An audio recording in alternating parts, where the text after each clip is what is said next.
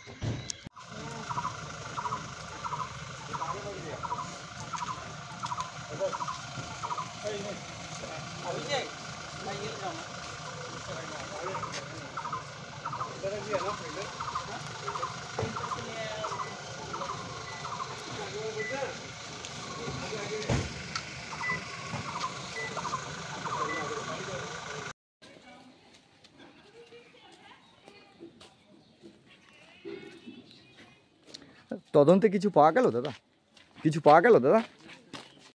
Bureau report, উত্তরের প্রহরী।